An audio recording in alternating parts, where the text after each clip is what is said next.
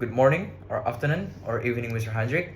My name is Marcello, Thadeus, and today I'm gonna talk about Africa's problem about their own language and should they focus more on their indigenous language or English. Well, indigenous culture and language represents the original culture and heritage, or we can say traditions, in some areas or a particular land. And in modern area, I don't think that we can see many people represents their own indigenous culture.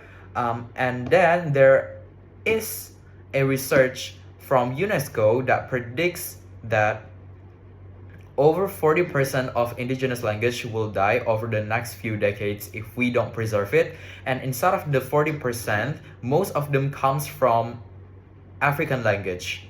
And why? Let me tell you why. So African language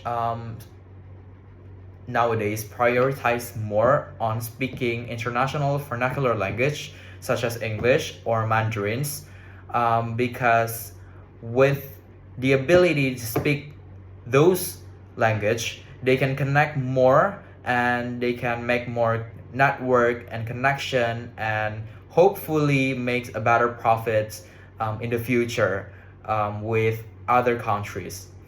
And in Africa itself, many countries in South Africa, as like I say, prioritize their future generations to speak international language such as like English and Mandarin to be able to connect to other countries and make a better opportunities in the future, make a better career, make a more successful life, and vice versa. However, I think that they forgot to preserve their own indigenous language, and that's why their own language starts to dying right now, because simply the younger generations does not know how to speak their own native or vernacular language anymore, because they're not getting taught in school. And I think should African countries focus more on vernacular language, on English language? I think the best is moderation. I think it is important for us to learn international vernacular language to be able, as like I say, to be able to connect with other countries, to make a better opportunities, to become more successful in life. But I think it is also important for us to preserve our own language, because our indigenous culture represents who we are, represents what we are.